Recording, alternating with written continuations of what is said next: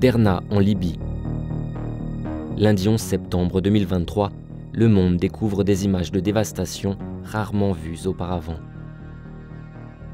Sur place, les autorités évoquent 2000 puis jusqu'à 5000 morts et des milliers de disparus. Alors, que s'est-il passé à Derna? La tempête Daniel s'est formée autour du 4 septembre en Méditerranée. Elle touche d'abord la Grèce, la Turquie et la Bulgarie. Elle atteint la Libye le samedi 9 septembre. Plusieurs villes voient s'abattre des pluies torrentielles.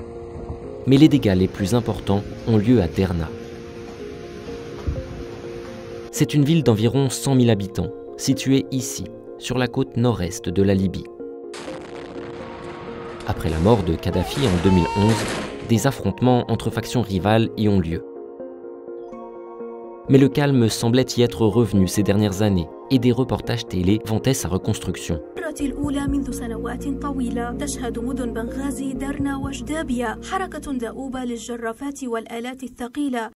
Derna se situe à l'extrémité d'une longue vallée.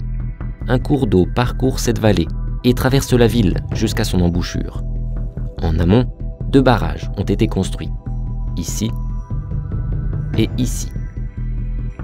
Lorsque la tempête Daniel arrive en pleine nuit, l'eau monte rapidement.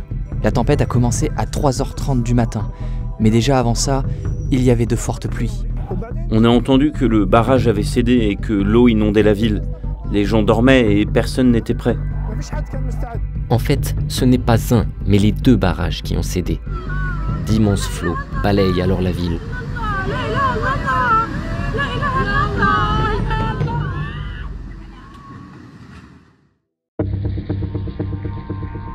Le lendemain, l'eau s'est retirée, mais elle laisse derrière elle des scènes de désolation.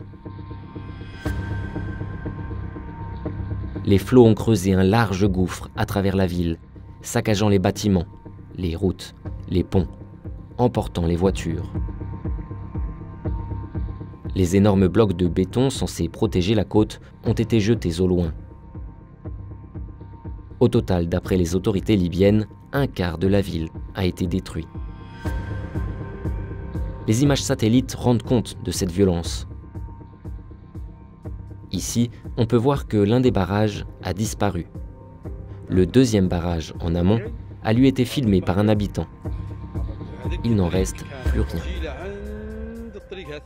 Dans la presse, des voix s'élèvent pour critiquer les autorités libyennes n'ayant pas entretenu ces infrastructures vieilles de plus de 50 ans.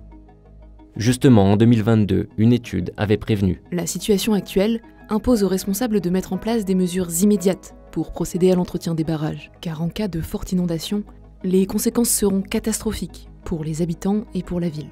Le bilan des victimes est encore flou.